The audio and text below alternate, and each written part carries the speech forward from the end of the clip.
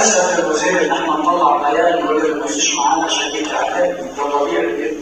شكرا، استطيع ان انا اعمل كده. وثانيا ان الرئاسه والنبي من القاعده التي تشير اليها كانت لتصرف شركه النبي ليست خالده من تنميه الجامعه. سيد الرئيس قد انتباه الفكره.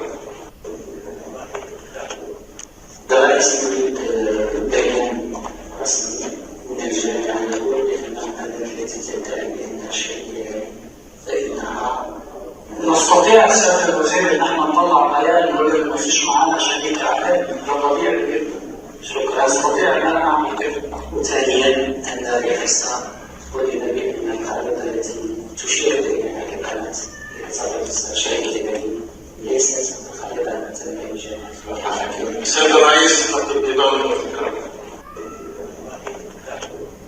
الرئيس يريد بيان رسمي من الجامعه يقول بان القاعده التي تدعي بانها شركه فانها نستطيع سيادة الوزير ان احنا نطلع بيان نقول ان مفيش معانا شريك اعلامي، ده طبيعي جدا. شكرا، استطيع ان انا اعمل كده.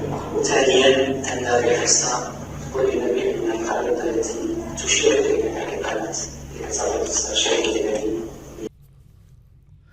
السلام عليكم. كما شاهدتم أعزائي المتابعين، فإن الأسد المغربي سيد بوريطة خطف الأضواء، وكان حضوره قويا ويظهر هذا جليا من خلال الفيديو المسرب له وهو في الاجتماع المغلق، إذ طالب بتصحيح خريطة المغرب واعتماد خريطة معترف بها لا تمس بالوحدة الترابية المغربية.